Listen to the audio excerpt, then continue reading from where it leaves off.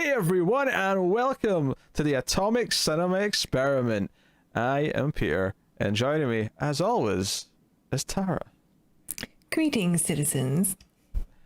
This is a science fiction movie podcast. A normal episode of this show, we watch a movie, we get together, we talk about it. It's really that simple. But this is not a normal episode. This is a countdown episode in which we are going to talk about a top list of some kind. And in this particular case, it's going to be the top 10 time travel movies as voted for by us.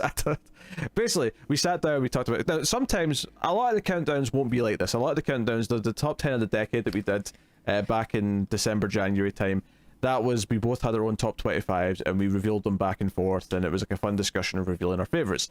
Because this is such a small pool of movies, and because it's only a top 10, and we'd have a lot of the same movies, I think it's fair to say, like, with the exception of maybe like one, like maybe our 10s, we would have had the exact same movies. Yeah, I think so. Yeah. So, so we decided to do a combined list for this. We also had another rule, which we decided, and this was after kind of assembling it a little bit, we decided to not do more than one movie from the same franchise, just so that, especially since it's only a top 10, and you're thinking, well, why not make it a top 20 then, so you can have all the multiples of franchises, but there still wasn't quite enough to really feel confident about a 20. So, top 10, no repeats from the same franchise, so just take one representation from a franchise as representing all the good ones in the franchise. We also had an interesting discussion of what constitutes time travel for this list. Like, do we include people who go into cryosleep and then wake up later? Yes, which I firmly came down on it does not count. So Demolition Man, unfortunately, was jettisoned from the running, but yes, let it be known it was in the conversation briefly before that rule was made. Let it be known. So we'll do our top 10, we'll reveal them, we'll talk about each one, why it's here, why it's good, blah blah. At the end we'll do some sort of notable mentions of other things that didn't quite make the list. And that's basically it. We actually reviewed almost all of these in some capacity. There's three notable exceptions that we haven't, for different reasons. One's because one's not actually a sci-fi movie, but not really, but we had to count it for the sake of this. So, and that's actually the one we're going to start off with. So number 10, Tara, would you like to reveal to the audience, my glamorous assistant, what number 10 is? My pleasure. Number 10 of the top 10 time travel films is Army of Darkness. That's right, baby. Evil Dead 3, Bruce Campbell. Hail to the king. Yes, shop smart. Shop S smart. So obviously this is a horror franchise, it's a horror sequel, but this is the one where he goes back in time to medieval times and helps a castle full of simpletons, I guess. That's harsh. That's harsh. Old-timey folk.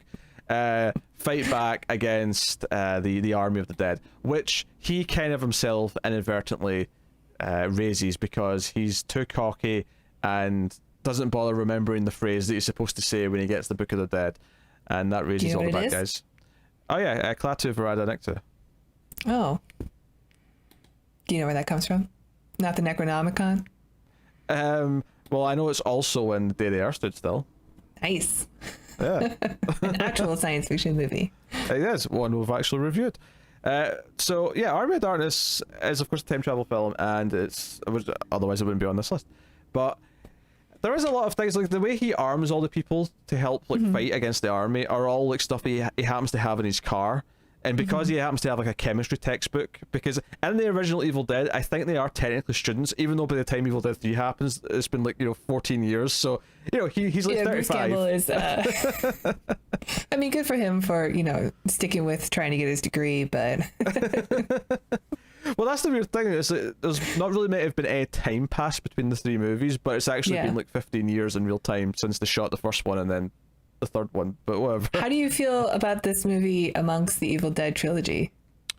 I like it a lot. I think the first one is this really noble, gritty horror movie attempt. 2 is the one that really becomes Evil Dead. I think 2 is the better movie, but 3 is the one where he's actually really the Ash that we all think of when we think of Ash. It's like over the course of the 3 films, he becomes the kind of almost comical Ash that we think of when we so when they did the TV show over the few years they did that. Yeah. That's the Ash we have in that show. It's the one that was kind of created by the third one. Sure, I've never watched the show, but I agree. I think when I think of Evil Dead, I think of Evil Dead 2 in the, the cabin in the woods setting, but when I think of Ash, I think of Ash from this movie, the comical Ash. Yeah, the one where he's funny in Evil Dead 2 also, but this one is like full on comedy. He's got all the one-liners. He's kind of cheesy. There's he takes the, he's got the woman in the sort of kissing position, and he's like, it's such a strange place to take the sequel. Also, yeah, and he's like, hail to the king, baby. As he goes in for a kiss, or like, there's all these little cheesy things. And what's so weird about this is I've brought this up when I've talked about this other film, but Oz the Great and the Powerful, which Sam Raimi also went on to direct, just copies the plot of Army of Darkness. It's the exact same plot. Oh, really? Except that movie is really bad. It is. It's terrible. Yeah. But see, when you stop down and break it down, so instead of going back in time, he goes to Oz, obviously. But other than that, he goes to this, magical land with more primitive tech. He goes on a journey to try and solve the problem. It doesn't work, so he has to come back and train everyone to fight what's coming. And he basically makes the whole thing work with a trick from his own technology and stuff. It's the plot of Army of Darkness, just with James Franco and lots of goofy Oz-looking characters.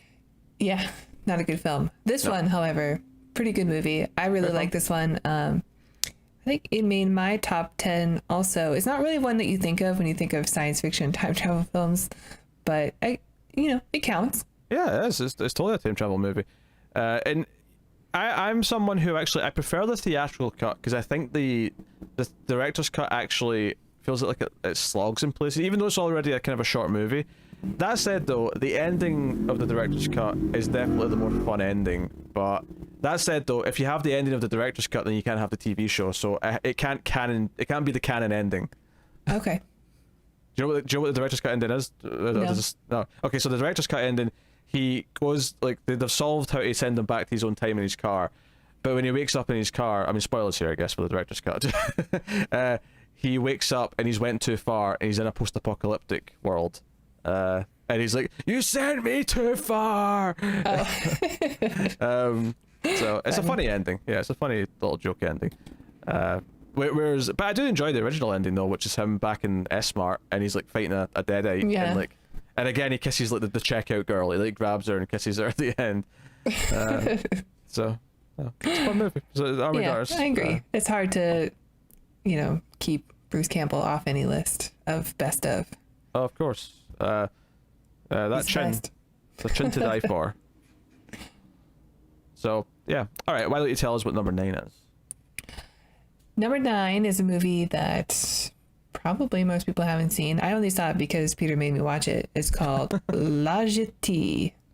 Yes, it is the French short film. And I know maybe you're saying this should only be feature length, but tough. It's here because I think it's a really good movie. And it's the movie that is actually 12 Monkeys I'd practically call it a remake of this. Yeah, I would agree with that. Yeah, I mean, you could say it's inspired by it, but it really is just kind of a remake. This, it's like... I mean, this is more of a love story than that film is. Yeah. I don't know if that's just because this comes across as Tara's cat is causing chaos. I don't know if that's just because this comes across the romance actually works better. But it's all told in still images, which is narration.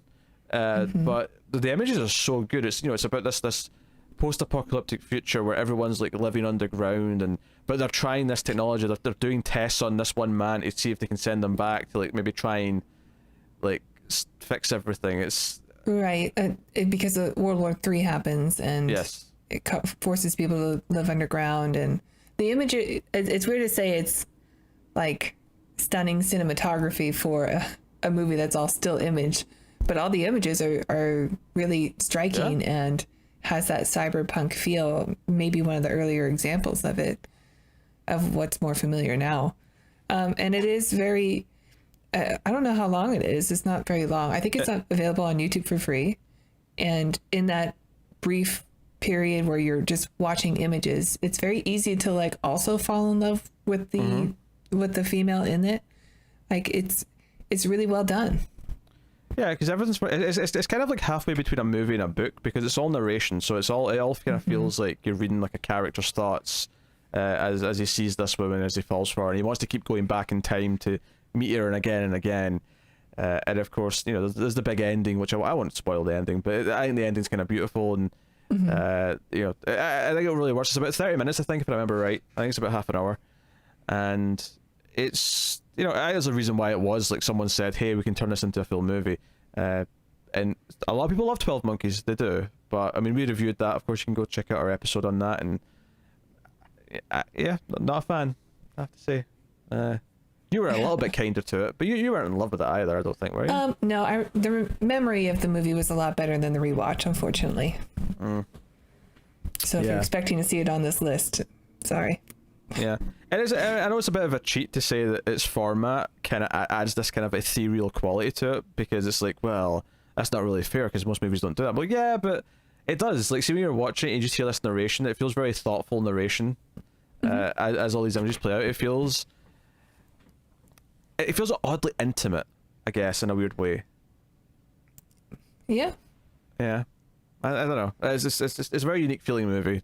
It's one that I saw because it was on a streaming service called Mubi for a while. It's kind of a Criterion-esque service, but there's only like 30 movies at a time, and they rotate, and it's like they're curated, so they like, and that was one of the ones that was up there, and I watched it and was kind of like, well, this is actually really fantastic. This is very impressive.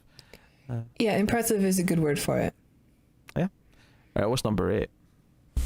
Number 8 is one I think everybody expects. It is Primer. Yeah, the movie that confused an entire generation of film goers. So yeah, somehow not as confusing as the director's second film. That is fair. That is totally fair. Primer is, I think, you know, we talked about this a lot in the episode where we reviewed it, but I think what I love about Primer more than anything else is this little cheap can-do film that just said, what's a relatively realistic way that someone might discover time travel? And it's by accident, it's a byproduct of something else that they're trying to do. And then they just start exploring what they can do with it. And it just, all the pratfalls they fall into and the temptations just start to, you know, crumble and like build up, and is ultimately their demise, maybe a strong word, but you know, it presents it in a really obtuse manner to be confusing, maybe more than it needs to, but you do feel a little bit like you've accomplished something for understanding it when you get to the end. You're like, yeah. I mean, I brought this up also, but I think it's a film that makes you want to better yourself in order to understand it more. You know, like, I have to up my game in order to say that I watched Primer and I enjoyed it. Yeah, I feel like when you're done watching it, you kind of want to post that image of William Dafoe from Spider-Man. I'm something of a scientist myself, you know, like very few things make me want to post that, but that and Chernobyl, the two things that come to mind where I'm like, you know, I'm something of a scientist myself. I feel like an expert, I understand things. Yeah. Very impressive film for basically no budget, and I think the writing is exceptional. It does suffer. It's not higher on our list, I think, because of, unfortunately, just because of the low budget nature. A lot of the nighttime scenes, which they shoot a lot of, just don't look good. You can't see anything, and it's a bit more confusing than maybe it needs to be. It does have the look of a student film a lot of the time, but it kind of transcends that in terms of quality because of its ideas and its writing. Not so much its dialogue per se, but it's you know, its actual story writing, I guess, for lack of a better term. Its narrative. So well worth viewing. It's definitely one of those like film nerd bucket list ones where if you're at that age where you're like, you know, in your teens and you're starting to take film seriously and you're maybe a little pretentious, you don't want to watch cartoons anymore because you're too old for that. Put your big boy pants on. Put on Primer. Yeah, it's one of those. It's basically what I'm saying is, if you think you're smart and cool and you're into film because you've seen Donnie Darko, first of all, slap yourself. Look at yourself in the mirror. Slap yourself, and then go watch Primer and see what a real indie film's like. And you really hate Donnie Darko. Is that a time travel movie also? It technically is, yes. I never even considered putting it on this list. No, I didn't either. Sorry, guys. Yeah, sorry. Do you know what I love? I love that I know that we've got a couple of picks above this that are going to people are going to be like, what is this above? Kramer's like the best time travel movie of all time. What are you talking about? But You I mean think like our next movie? yeah, we've argued our case, and it's here. You know, it definitely deserves to be represented here. And you know, maybe once after another 10 years, if we get another half dozen good time travel movies, we can come back and revisit this and reconsider where things lie and whatnot. But we spent a lot of time in our first year doing time travel movies to sort of cross off some blanks that we hadn't seen, or at least one of us hadn't seen.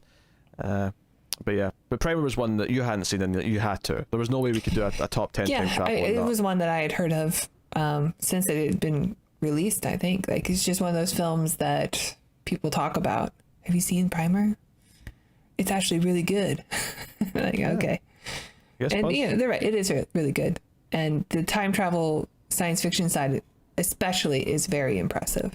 Yeah, I think what's interesting about this is that there's different focuses of time travel, and I think looking through this list, because Army of Darkness, for example, that's very much about just a modern man in a past time, and the actual time travel sort of mechanics of it aren't important. That's not what the movie's about. It's about just this fish out of water idea. Whereas Leisure T is about like how do you do like a romance that spans time, and that's the motivation for all the time travel. And then Primer is like, this is about the mechanics. This is about how it works. And they're all very different focuses. And the seduction of having that kind of power. Yeah, the godlike kind of power you get comes with it. Yeah. So yeah, you have all these different focuses, and I think I don't even have a preference, but there's good examples of all of them clearly. So, what is number 7, Tara? And I think the next example is what happens when you make the most awesome movie about time travel, and that is Time Cop, starring Jean-Claude Van Damme. I can already feel the comments, like, but hey, controversy is good. Like, here's the thing, right? Time Cop, to go along with what I was just saying about all these different types of film, right? Time Cop is what if it's like Ghostbusters and there's literally a service that polices time, right? Because I'm not saying the film's like Ghostbusters in terms of like anything else. I just mean in the sense that Ghostbusters, the concept behind Ghostbusters is, what if like for Ghost there was like a fire department? And that's what this is. This is what if there was a police station. Time Enforcement Commission. Yeah, yes, for crimes that are committed in different time. And I'm phrasing it that way because I don't want to accidentally name drop another film that's coming up soon. So it's a schlocky Jean-Claude Van Damme action movie with time travel that does the whole thing where his wife is killed at the start, but then it's a time travel movie, so like because the poster even has a tagline like it's like his wife was killed a year 5 years ago or something like that, but he still has time to save her. Like it's something cheesy like that. I love it. There's something special about this era of Jean-Claude Van Damme films like Bloodsport and Sudden Death. They're so rewatchable. They're just so fun. And I think this one, maybe because of the sci-fi element, and I'm a little bit biased, I elevate above those. I just think it's like the perfect kickboxing action movie. And yeah, I love it. He does splits to avoid being electrocuted in the kitchen, and it's the most amazing thing in cinema history. So, oh yeah, absolutely. This was always my favorite because Van Damme doesn't have, because obviously when you think of these action stars, number one is Schwarzenegger, right? And he had the Terminator, and the reason why I'm bringing up Terminator 1 and 2 specifically here, and even to an extent maybe a couple of the others, but that was like it wasn't just all dumb action movies. He had some like really well-made movies that had cred. Stallone's the next name that comes to mind, right? And he had Rocky and he had First Blood, and that was his like real movies. And then he did a lot of schlocky action movies on the name of Stallone. Van Damme never had those big critically acclaimed movies. He just had I would the put him like ones on the same tier as maybe Seagal. Maybe a little bit better because Seagal did a lot of, with the exception of Under Siege, like he did a lot of B movies. I think straight to DVD ones. I do think Van Damme. Well, Van Damme's been doing a lot of straight to DVD for a long time now. That's basically been the last like 15, 20 years of his career. But I do think Van Damme. Although, oops, I'm dropping things. Apparently, I would go Van Damme, Seagal, and then Chuck Norris for action movie star tier. I mean, Yeah, but apparently Van Damme's direct-to-video stuff has actually been surprisingly good. Like, I've heard people I say saw it's... JCVD. That was pretty good, actually. Yeah, I've not seen that, but I've heard a lot of people say it's good. I think Van Damme, though, never had those big critically acclaimed films, so I do think Time Cop, at least for me, it was the one that I caught on TV at just the right age, and I just always kind of loved it. It was just... Yeah. I don't know. The villain's such a schlocky, like, yuppie. Oh, yeah, he's great. Yeah. Who was it? Was it Ron Silver, I believe. Ron Silver, yeah. Was the villain. You That got son of a Mia bitch. Sara as the wife. She takes her shirt off, so that's always fun. Yes, and also Jean-Claude Van Damme with basically a straight face delivers one of the worst one-liners I've ever heard in a movie. What's that? It's when he, like, I think he shotguns someone in the dick and then says, "Oh, that had to hurt," or something. It's like, it's like, yeah. Well, yeah, he's no Red Brown, but he tried. Don't move. That was a reference for anyone who didn't get that. That was a reference to Robo War, which we just did as a Patreon bonus episode. So Check that out. check that out. Yeah. So yeah, Time Cop's a wonderful little schlocky. And this is the thing. We both grew up in this time period, right? We have a fondness for 80s and 90s movies of this kind. We just do, because that's what was playing on TV throughout our childhoods. And Time Cop was one of those things where, you know, it was on at midnight, like on one of the regular channels before I even had cable or anything like that. And you discover it, and admittedly, yeah, it's very schlocky by today's standards, but when I, you know, at the time, it seemed like the most intelligent thing I'd ever seen. It was like, whoa, this movie's blowing my mind. Nobody does the splits in primer. That's technically true. That's technically true. Yep. Yeah. So no, Time Cop is a wonderful, wonderful time, and I will not accept any bad words said against it. How dare you? And plus, one of the bad guy henchmen that's chasing the way through the mall's got one of the weirdest looking mullets I think I've ever seen in my life. Oh, this is just so many mullets. These guys were taken straight out of a hockey rink and put into costume for the movie. Yeah, also, it's got that charm of the future they're in, being set in the distant future of 2004, which has self-driving cars with robots in it. Oh, yeah. Awesome. Also, yeah, 2004, man, that time came and went. Remember these things? All right. In fact, Time Cop was another bonus, a Patreon bonus episode, bizarrely, and maybe the most mainstream movie we've done on a Patreon bonus episode. And It was our first one. We didn't know any better. I'm pretty sure we went like nearly 2 hours on Time Cop. That's how long we talked about Time Cop. Yeah, I think it's the longest we've gone on this list also for how much we've talked about a film. Damn Clearly straight. we love it. I think I had it a bit higher, but Well, when you say you, this is not my list. This is our shared list. You're this is saying our shared list. on your individual list before we merged them. It's just a good time. Time Cop. Yes. Good time Cop. Plus, Keith from the Righteous Gemstones has a poster of this. So. Yeah.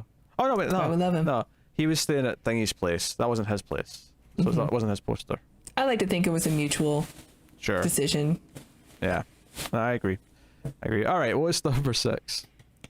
Number 6 is a movie that I had way higher, but we compromised. It is Edge of Tomorrow. I love how you have to tell them that. See when me and Cara do merged lists, so at no point do we ever really sort of have to get in there. We reviewed this one on the Ace, and I gave it a 10, I'm pretty sure. You So did, clearly yes. it was going to be higher on my list. You did. And when I tried to bump it down, she tried to guilt trip me going, but Bill Paxton's in it. And I'm like, don't, how dare you? How dare you try and wave the Paxton flag to get me to budge? Yeah, Bill Paxton always adds at least 3 points to a film. Yep. So, yeah, I mean, no, it's a great movie. Obviously, we actually had a healthy debate about whether a time loop movie counts as time travel. And we did come down on the side that it does technically count because there's time traveling happening on a recurring basis. Are you going to bring it up? No, I'll talk about Marvel mentions. We don't have to talk about it here. But if we include time loop movies, let's just say there's another one I was fighting for, which Tara put the foot down. That was what I was told repeatedly. The foot is down. I said, no way. Edge of Tomorrow is going on. I mean, it is a science fiction film. Yes. Well, I wasn't trying to kick off Edge of Tomorrow. Armade Artist would be the one that got the shaft if I'd got my way. Okay. Anyway, Edge of Tomorrow, yes. Edge of Tomorrow is it's fun with its mechanics. It plays with it in a different way to the other time loop films that came before. Tom Cruise is got a wonderful arc where he starts off as this cowardly, Wonderful. And it's some of these things where I said this a lot in the review, but I love how you have this advantage because of the mechanic to tell a story in a way that most movies don't get to tell, where by the end of the film, and I'm not going to get into spoilers here, don't worry, but he kind of has earned the respect that he was faking that he had, even though the other characters in the film never really know that he did all these things to earn it, but he's earned it in our eyes. So it's a wonderful trick, essentially. Yeah, But no, I agree. I think it's so well written, well acted. It might be my favorite Tom Cruise performance, and I love Tom Cruise. I know he's crazy. I don't care.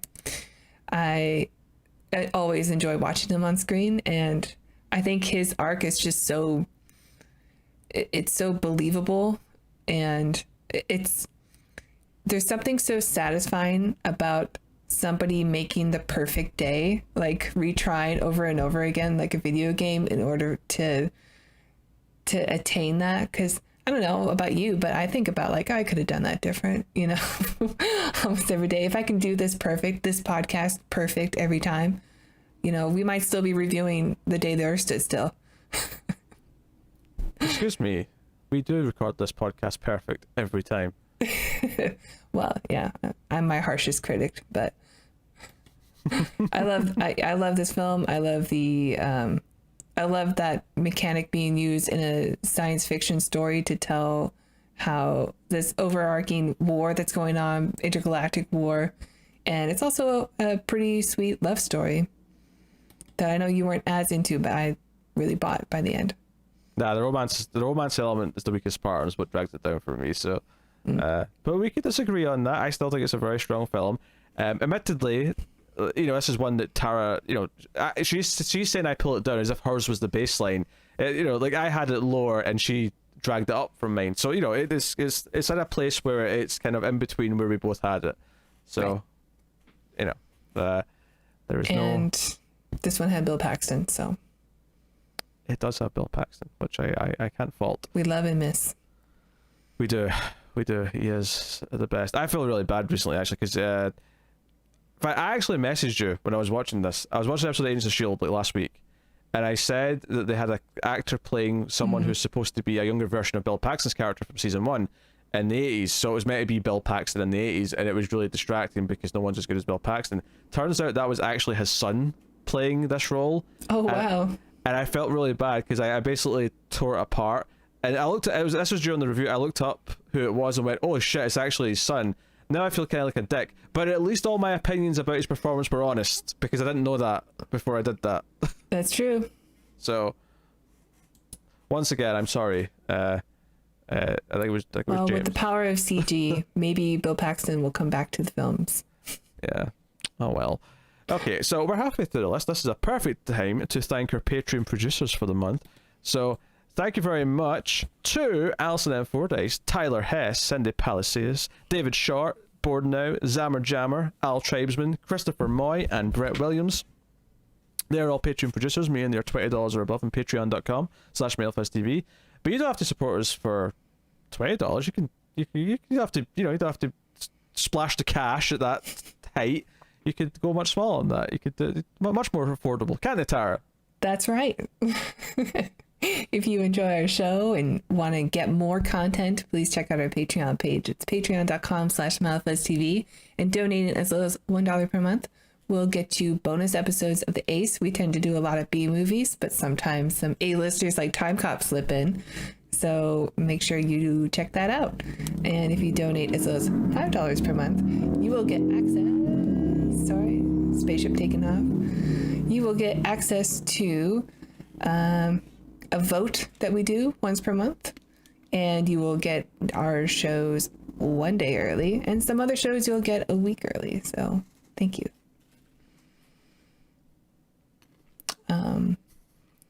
Boy, I bet you wish you had a glass of water right now.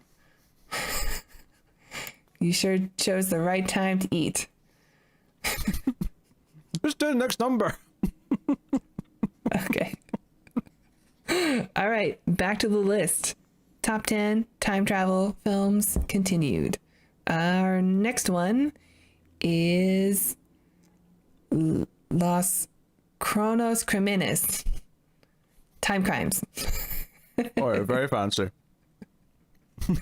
By Nacho Vigalondo. Yes. This is such a wonderful find. This was something that I just randomly stumbled into like a number of years ago. And when we started out with time travel movies, it was like, well, we have to do this. Like, I have to show Tara this movie. And you loved it. So clearly... I did. Yeah, I rated it very high when I watched it.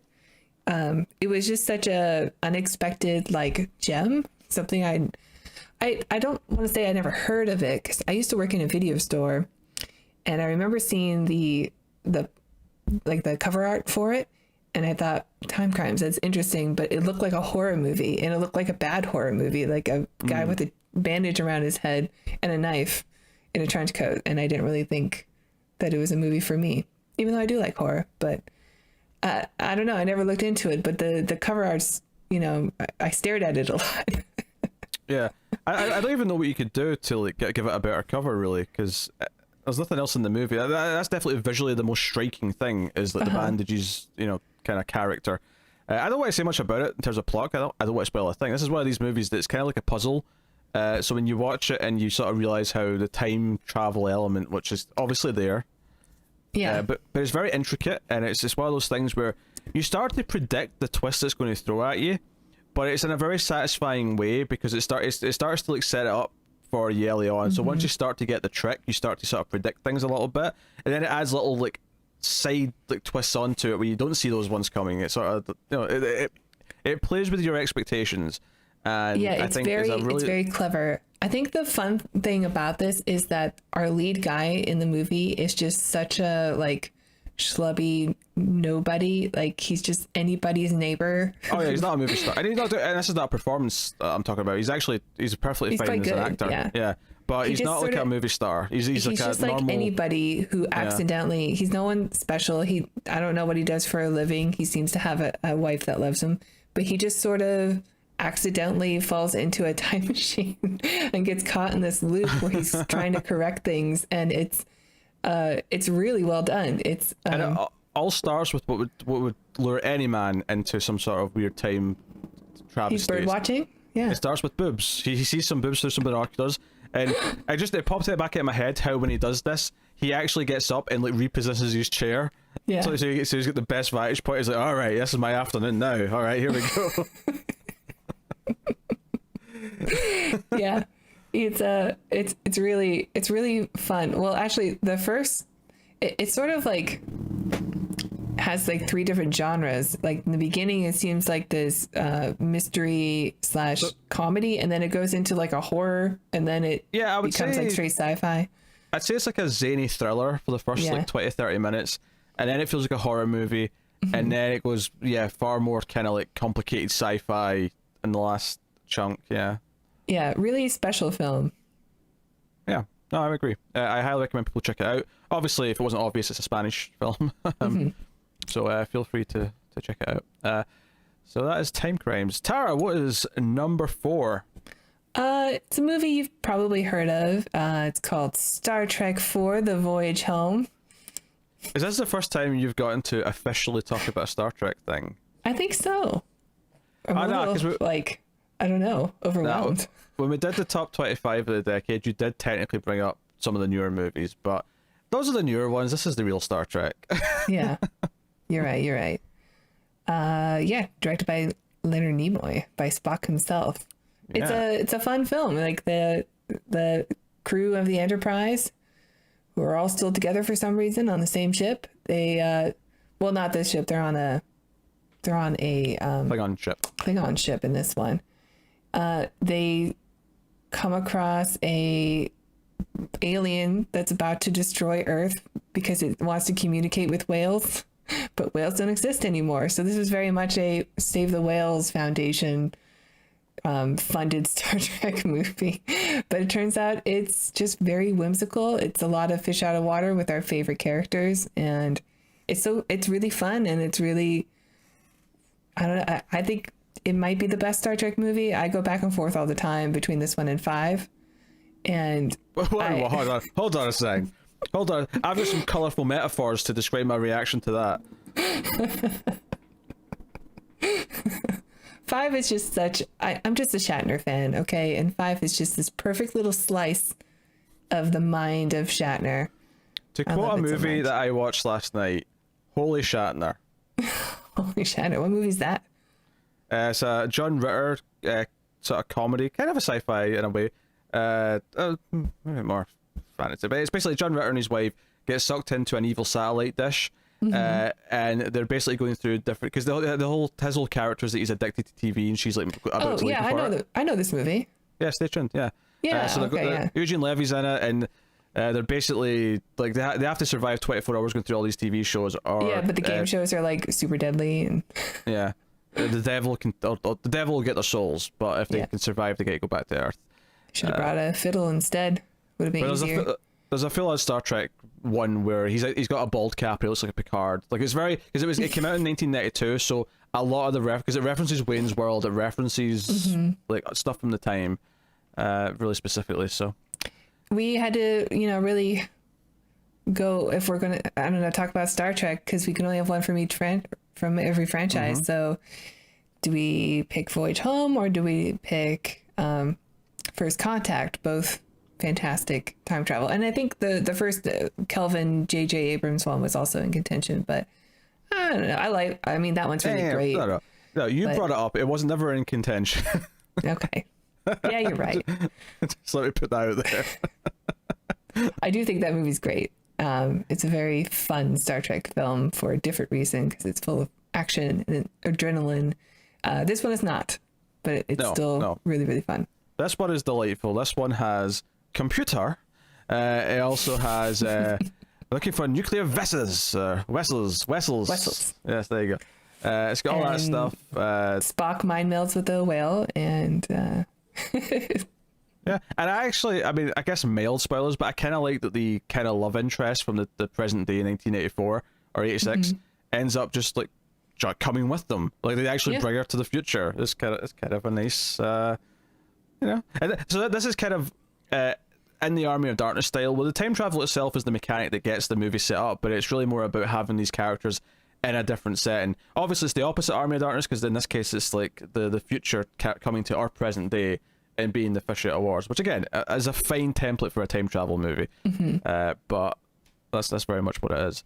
And Spock's not really himself, It's he's just after the search for Spock, where he's been reborn, so he's still going through all of his katras and his journeys. And I mean, I'll say this is definitely my favorite Star Trek movie.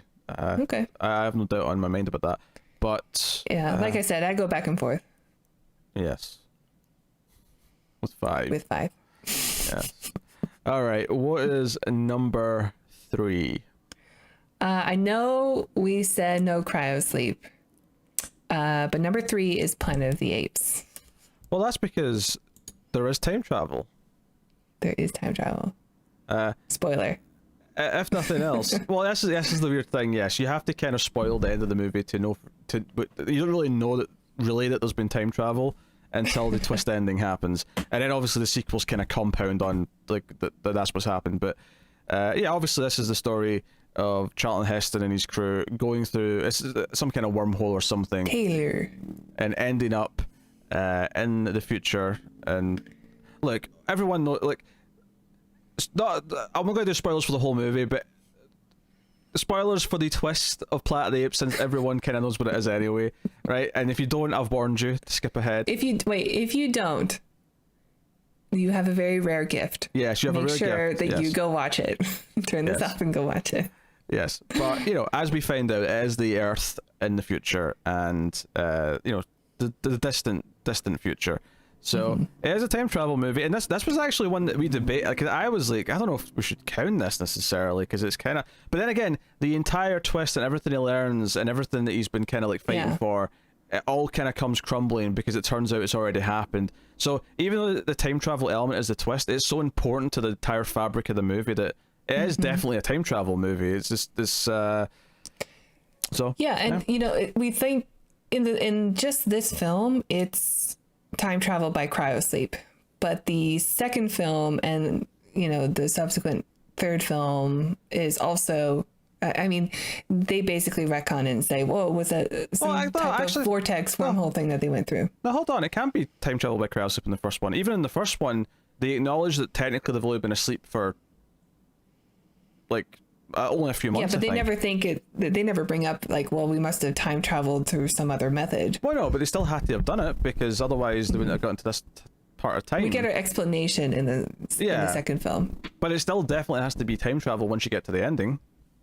Definitely, because it's not like they're saying this is, this all happened in a couple of years. No, we're like at least a century, probably more than that into the future. I think I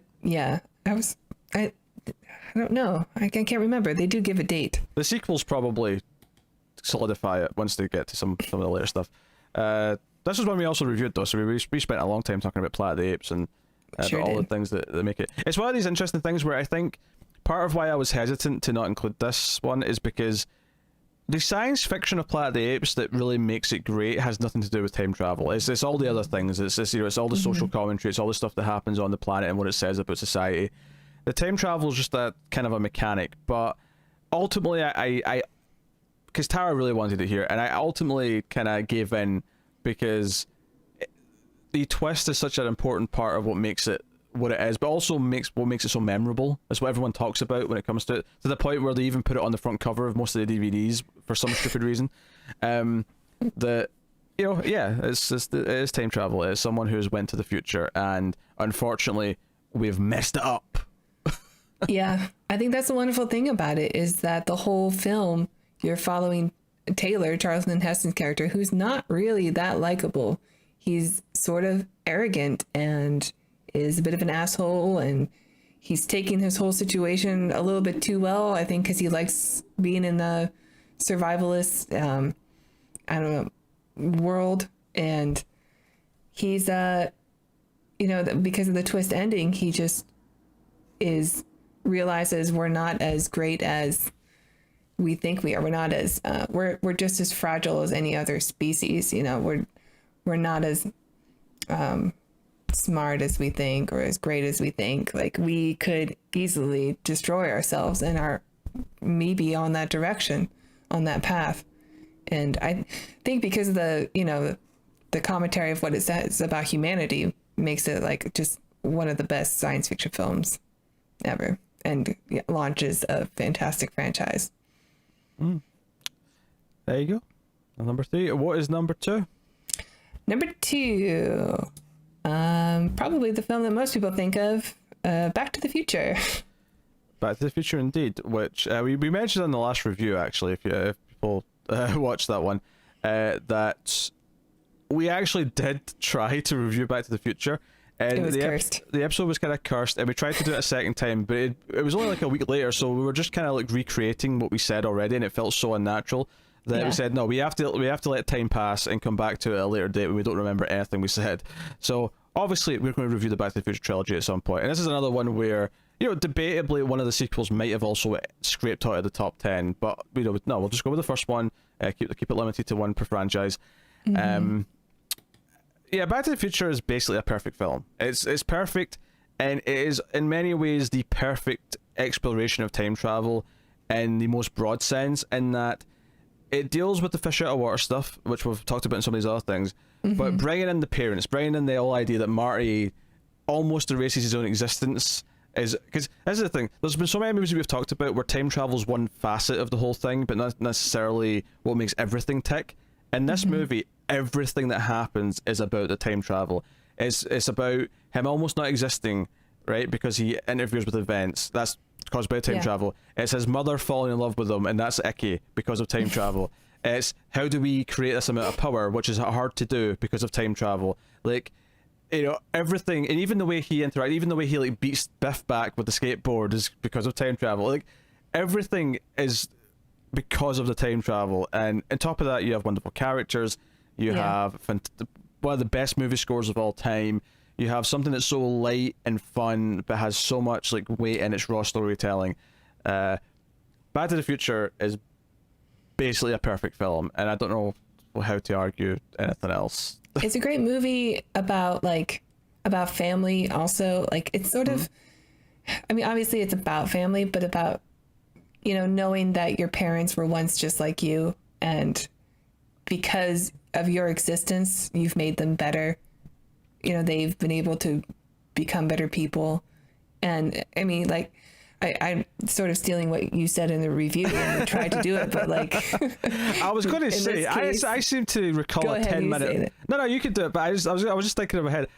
You reminded me by saying it, like, yeah, I had like a good 10-minute monologue about all the intricacies of the family and like, you know, the cycle of family and like, yeah, and it was really good. That's why it stuck with me. yes, feel free. Yes, you could do the condensed version. But yeah, this is a movie where, I mean, literally your kid makes you a better person because he goes back in time and makes you cooler and less slutty. And yes, and I'll add on the other point I had though is that he was only able to do that, and he only had the strength to do that because the original versions of them did a good enough job that he was better than they were. So then he was able to go back and make them better. It's a wonderful exploration of that stuff, and it's all accomplished through the time travel. And there's so many Easter eggs that makes the movie infinitely rewatchable. It's just a blast. Like, and the cast great. Beth's a great villain. Marty and Doc is like one of the best romances of cinema history. Yeah, inspired a fantastic cartoon knockoff also. Yeah. The fan base of that cartoon knockoff, not as much, but the show itself. Yeah. The show is great. So, yeah, Back to the Future. I mean, I don't think anyone can argue with it. And if you do, just question yourself a little bit. Think about what you're doing with your life and reassess. Are you directing this towards a specific person? No. I'm just saying. Don't be what was it Biff says to McFly? Don't meditate all your life, McFly. I can't remember the exact line. I don't know. It's when he's knocking him on the head. Anyway, so that is number 2, which leads us to number 1. So before Tara tells us the number 1, I'm just going to recap the list so far for everyone. So number 10 was Army of Darkness, Evil Dead 3. Number 9 was Elijah T. Number 8 was Primer. Number 7 was Time Cop. Number 6 was Edge of Tomorrow. Number 5 was Time Crimes. Number 4 was Star Trek 4, The Voyage Home. Number 3 was Planet of the Apes, the original. Thank you very much. Number 2 was Back to the Future, which leads us to our number 1. Tara, would you like to reveal? There is no fate but what we make. It's the Terminator, baby. Although technically that's a mistake in Terminator 2 because it never actually says that in Terminator 1. Because that's one of those things that's always kind of bugged me is that they always say remember the original message that John had for Sarah, and I'm like, he never said anything like that in the first one. Really? Yeah. Wow. Yeah. I should have went with a different quote. Yeah, there was some. I'll be back. The Terminator, I mean, Back to the Future is perfect. Terminator is also perfect. And it's funny, because this was one where at first I was like, well, this should be on the list, but maybe it shouldn't be as high because, you know, the time travel gets them both back into like the then present day 1984. But then I thought about the rest of the film, because I was thinking, but it's more about a killer cyborg and, you know, all this stuff. But then I thought about it and went, but like the whole, again, there's a reveal later on about, I mean, it's Terminator. I mean, everyone's seen Terminator. Did I talk about it? Spoiler. Okay, spoiler alert for Terminator, right? At least one thing, anyway, is that, you know, Kyle Reese turns out to be the father of John Connor, who is from the future. So, like, all of this is all timey-wimey, time loop, predestination, all that kind of thing. It's all this big idea. So, like, that all fits into it, but also the fear of the future and the fear of this like every time there's like a dream sequence or a flashback from Kyle where we get to see what the future's like and the world that he's fighting for. And I said this in the review, but like once again, there's a deleted scene that I wish was in the movie where he sees a flower and starts crying because he's never seen a flower before.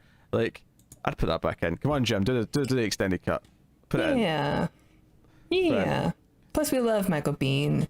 Oh yeah, he's great. He seemed to have disappeared. He had like just a very short period of time where he was in a lot of great films, and seemed to be our next leading guy and then just kind of disappeared, but which is a shame. Yeah. I love Michael Biehn. Oh, the cast is perfect. Him, Hamilton, obviously Arnold, like all of them are. Yeah, I don't know how many people are expecting, since we could only pick one from the franchise, Sure. expecting Terminator 2, but we both liked the first one just a little bit more. Yeah. And I think it's such a powerful story of like the fear of technology and giving too much trust into something we don't understand, which is a very real thing that we're going through still. And it's also like a really, really great love story. Oh, yes. Edge of Tomorrow has this too, but I obviously this is superior. And Also stars Bill Paxton, though, just for the record. also has Bill Paxton. Much smaller So role. But he's knocked it there. up 3 points. No, I like Sarah Connor has a wonderful arc. Like she goes from like being too scared to fight for herself to being the one who's dragging Kyle by the end of the On film. your feet, soldier. Yeah, it's a wonderful arc, and it is ahead of its time. It's, you know, because this is again a time in cinema where like how many leading ladies had arcs like this in like action sci-fi movies or anything Yeah. that wasn't a romantic or drama film, you know. Yeah, and I think the sequel, like a lot of people like that one more, but I think the sequel just enhances the first movie because we know where Sarah Connor goes, and seeing her arc in this one, her like origin story before it was even supposed to be that. I think it's real. Yeah, it's just it's a beautiful like love story. It's a very scary Arnold Schwarzenegger and a very cool science fiction dystopian future that we get to see. It's wonderful. Kind of a perfect film. Yeah, it's a cyberpunk horror movie. Really, it's it's one of those things where as I was growing up and I was discovering my love of horror and, you know, how much I loved the original Halloween, and it occurred to me at some point that one of my favorite movies from even before that was The Terminator, and how The Terminator and The Shape. And for those of you who are not horror nerds, The Shape is Michael Myers. That's what he's actually credited as. Look it up. But he, like, you know, he's this unstoppable killing machine, and there's something about just that unstoppable force which works for me. And I'm not saying that obviously sometimes you want villains to have character, right? But I love this like just emotionless force of nature coming after people, and what, you know, because you can do a lot of thematically with that and what it represents and everything. So no, I love it. Yeah, and I think I watched an interview with Arnold Schwarzenegger and how he was inspired by Yul Brynner in Westworld for the cyborg to be completely without emotion.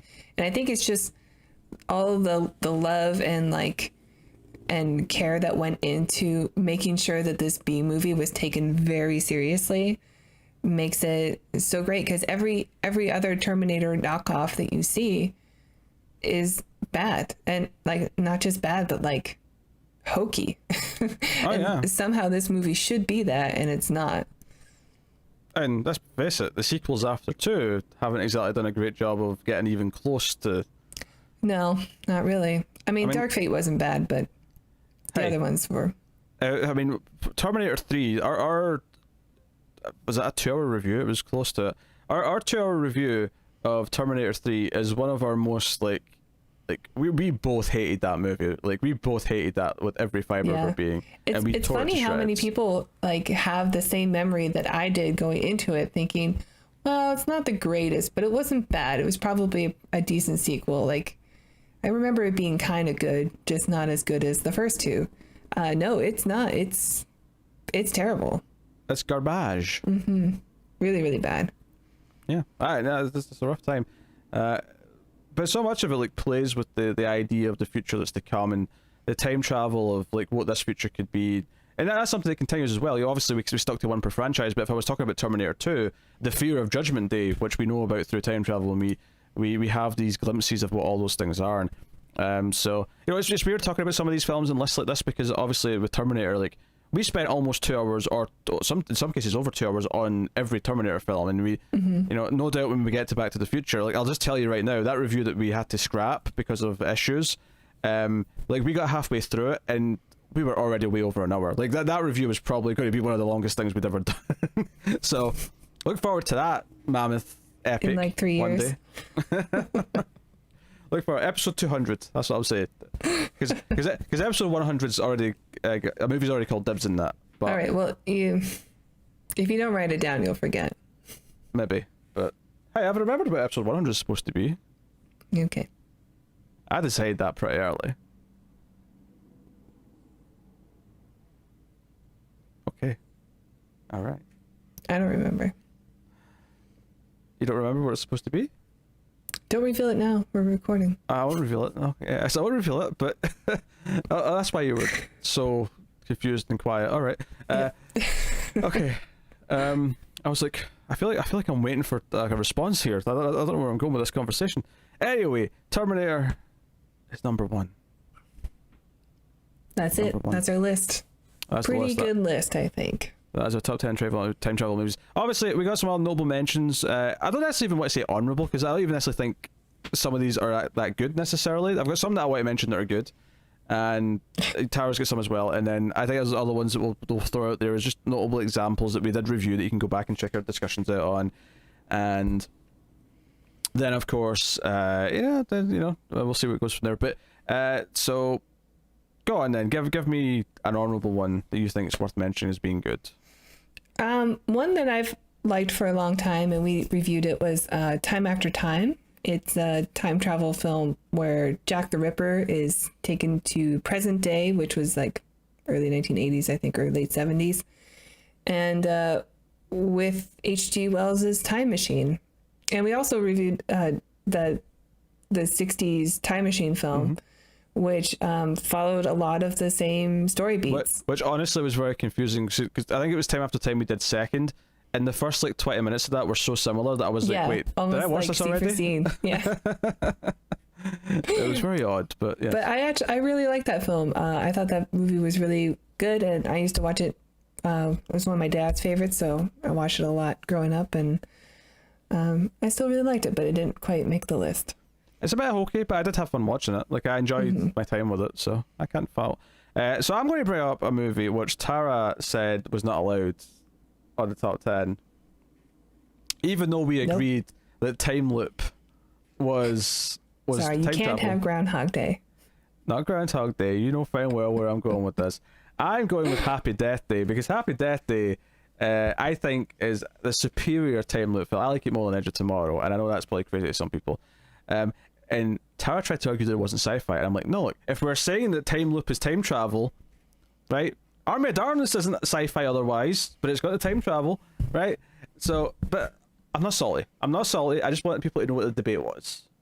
I want them to know what but Edge of Tomorrow is not just a time loop movie. It's a time loop because of a sci-fi element, because of aliens. And their timey-wimey blood.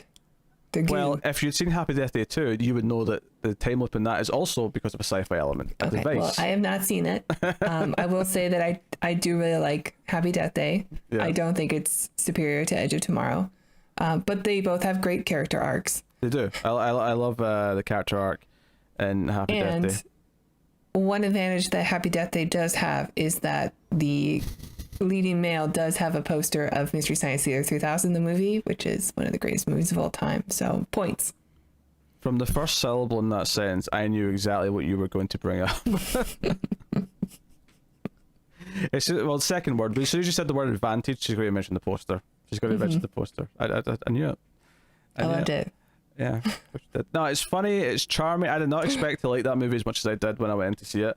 I think it's delightful. It has great character arc, as we said. It's very funny in places. And honestly, like, once the time loop sets in, it's not really that much of a horror movie. Like, it sort of operates under the guise of being like a slasher film, kind of. But it's PG-13. The kills aren't the important thing. It's not that type of thing. It's more about the fun of the time loop. And then the second movie goes even further with that, where it doesn't even pretend to be a horror movie anymore. So if you're not into horror movies, I would not watch Happy Death Day because you think, oh, maybe too intense or scary. It's not. It's like... I would agree with that, yeah. So, yeah, Happy Death Day. Alright, give me another honourable one. What else do you want to give a shout out to for being good?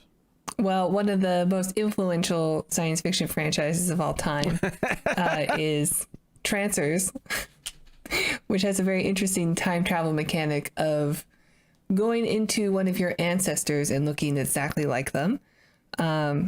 Trancers 2 is probably the best of the series. We haven't exactly finished the series, but that one had Richard Lynch as the villain, who's popped up a lot in our films that we've reviewed, and most notably, probably from the Mystery Science Theater episode Werewolf. Mm-hmm. He's the Yana Glachi grandma-like character. Love him. And Jeffrey Combs is in it too. Oh my god, Star Trek royalty. Anyway, Trancers is not good. Star Trek royalty, not Reanimator royalty. Star Trek royalty. Genre royalty. Okay. All right. The thing that everyone knows Jeffrey Combs from. Okay, yeah, but he's also like, he plays a Vorta, he plays a Ferengi, he plays an Andorian. Like, he's well loved. All right. Jeffrey Combs is everyone's delightful kind of sleazy looking serial killer. Yeah, he's great. Yeah, so Trancers is not a good movie. They're not good films, but they are a blast to watch, and we've been reviewing them on the Patreon bonus episodes, and they are, and I think Trancers 2 is a highlight. Okay. I'm going to give Source Code a kind of a shout out. I think people might debate if it's time travel technically, and I would understand why it's a debate, because it's more about getting into the memory of someone, but it kind of has a time loop movie quality to it, because it kind of keeps going through the same memory and try to change things, there's speculation at one point in the movie, like, every time they do this, are they technically creating another parallel universe where something different happened?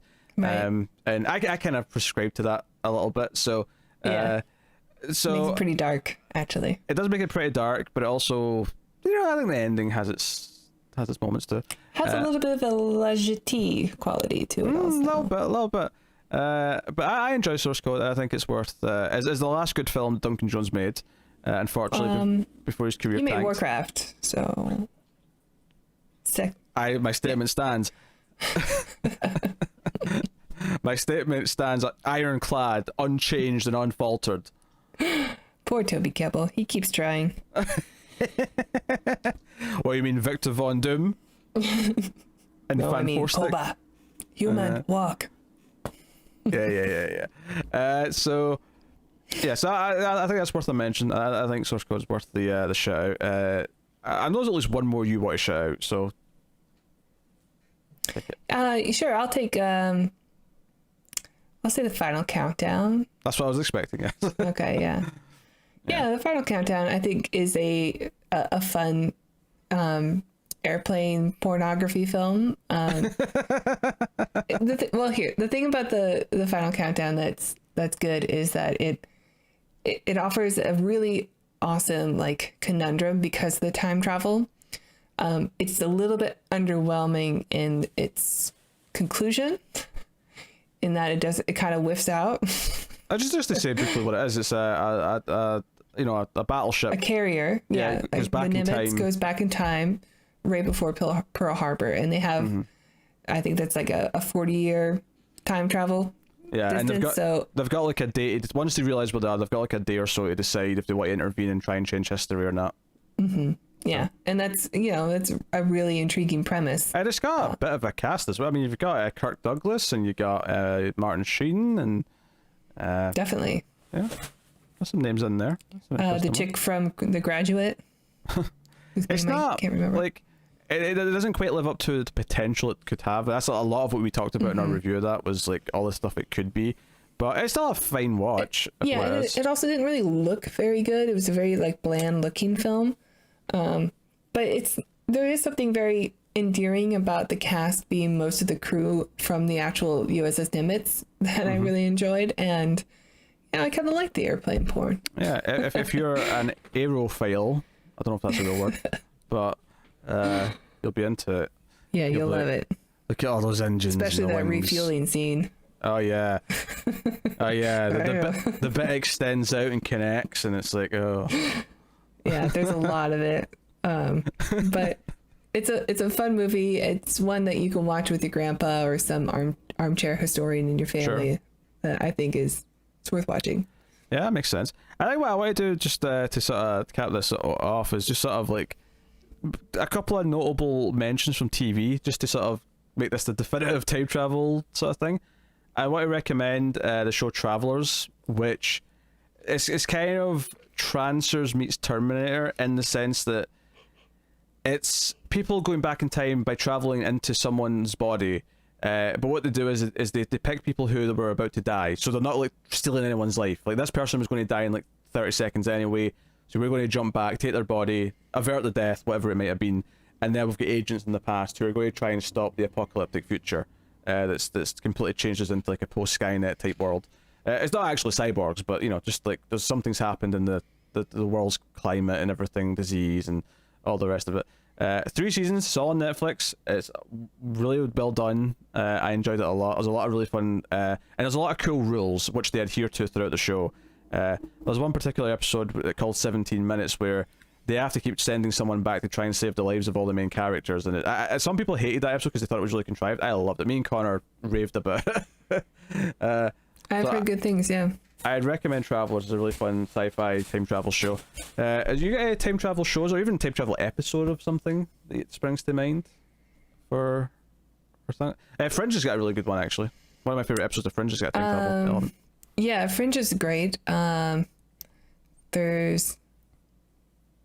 a decent episode of Futurama that does time travel really well. You know what? They can only go forward in time. Hey Tara, this is the door is open. If you want to mention any Star Trek episodes, this is your chance. Oh boy, I'm not prepared. Star Trek ones, they go back in time. City on the Edge of. Yeah, that's a good one. All right, yeah. It might be the best of the series. Not my favorite, but the best of the series. Yeah, that's an original series episode. Mm-hmm. The one with the gangsters is fun. That's not a time travel. That's just a planet that's turned into old-timey gangster. Oh, that's a gangster planet? Yeah. Makes sense. Not really, but we'll go with it. I don't have any other like time travel shows off the top of my head. I mean, Travel is the one that I really want to mention. And Fringe has got a couple of notable episodes. I mean, there's definitely other examples, of course, but those were the ones that I'd really stuck out in my mind. Yeah. You know, I don't want to spoil anything, but there's another big TV show from about a decade ago that did have a time travel element eventually, but I don't want to reveal it because it's a bit spoilery. I want to note that through all of this honorable mentioning, Tara didn't even think to mention that mediocre animated film she made me watch, Meet the Robinsons. So just let it be known. Well, there's a talking T-Rex in it. It's pretty great. But who's got little arms and a really big head.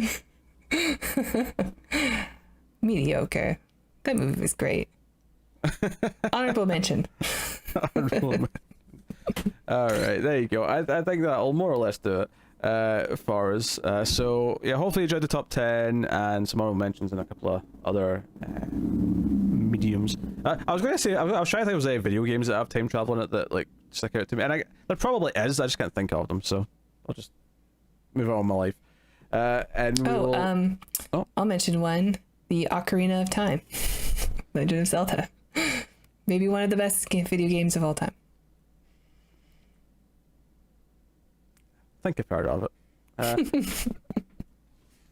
One of those Nintendo games, yeah? Mm-hmm. Yeah. I don't know. I didn't play games for kids when I was that age. So... I'm trying to be a troll, okay? I didn't play it until the 3DS remake of it, and it's held up. Like, I got it. I got the reason why everyone loved it, why it's on the top of a lot of people's list. And it was great. I played in my 20s. Thank you. Hey, do you know what? It's been a long ass time since I made an age joke. That was like a callback to an earlier time. Seems appropriate for this list. Time travel, yeah. Yeah, time traveling jokes. Time traveling jokes. There we go. That has been our top 10 and so on. We mentioned Patreon already, of course. You've got Patreon. Do please like, though. Like is really important on YouTube. It helps us out a lot, and people, find us through it. So it's the easy, free way to do to support us, and you can obviously support us at patreon.com/MailFuzzTV, as we mentioned earlier. I will get Tara to do her pose. In fact, do I have a word that what people say in the thing? So, I've got so many movies to pick from. This is difficult. All right. If you made it to this part of the video on YouTube, please type in the words flux capacitor. Thank you. So Tara, you're going to pose for the thumbnail. So I'm going to say 3, 2, 1, say pose. Here we go. 3, 2, 1, pose. We got a generic smile, which means she had no creative ideas for anything related to what we're talking about. Should I check my watch that I don't have on?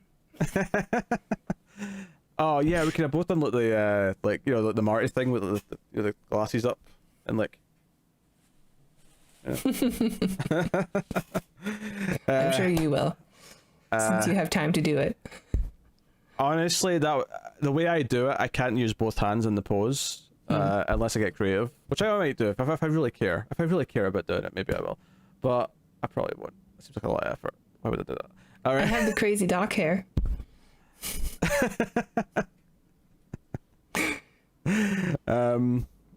Maybe once it goes a bit rare. So there you go. Which I'm sure won't happen for a long time. Not if I have anything to say about it now. Bring out the box die. We need a time machine to find that decades and decades into the future. All right, this is over. The show? Oh, what have I done? Okay. So yeah, thank you very much for joining us. Tara, would you like to promote anything from MailFuzz TV? Well, if you enjoy watching sci-fi and episodes with lots of time travel in it, maybe check out our review of the classic Twilight Zone, where we are reviewing episode 1 from season 1 until who knows until the end of the end. So yeah. You can also check out our reviews of the new Twilight Zone. Yep, those are coming out slowly but surely. Yeah, we're working through season 2 of that just now, and it's not that good. I'll just say that. And you could check out our thoughts on those. We're a lot more positive on the classic reviews, so check those out too. Yeah, Thank you. So there you go. That has been the Talk Center Experiment. This doesn't actually get numbered as one of the regular. I mean, obviously, it doesn't matter on YouTube because you don't put numbers in the titles on YouTube because it makes people not want to watch things if the number's too high. Psychology or something. But if you're in the audio feed, yeah, you see the numbers. These don't get numbered because the way I numbered them in the audio versions, I never explained this. I didn't occur to me with the last countdown until I was putting that up. But the numbering is actually kind of gimmicky. I call it Test Subject 1, Test Subject 2 for all the movies, right? So it didn't really make sense to call a countdown test subject something. So this is actually our second progress analysis is what I called the countdown. So here we go. We'll all have another countdown at the end of the year. We'll do another big one where we both have our own lists. Probably for a decade. We're thinking top 25 of the 2000s. Going 1 decade back and doing that. Obviously, all the 70s ones that we're doing from time to time will eventually lead to the most robust top 70s sci-fi list you've ever seen because we'll have seen them all and we'll be so well informed to make those decisions that it'll be the best list for the 70s that you've ever seen. It'll be the bushiest. Incredible amounts of bush. Oh, the 70s. My streaming folk will like the reference I just made. So... thank you very much for joining us for the show. We always appreciate it. Keep watching science fiction. And oh yeah, next episode we've got a biggie because That's next episode. I don't know. Or did we move it? Hold on. I can't remember if we moved it back or not. Hold on. Let me just double check. I know it's a shoddy. This is a shambles. Right. No, the next one is not the biggie. The next one is the most recent Patreon vote winner. That's right. Which is a classic. So he's actually further back than the 70s. We're going to be doing Fahrenheit 451 next week. So look forward to that. But thank you once again for watching or listening. We always appreciate it. Keep watching science fiction, guys. A computer at Salsa. I'll be back.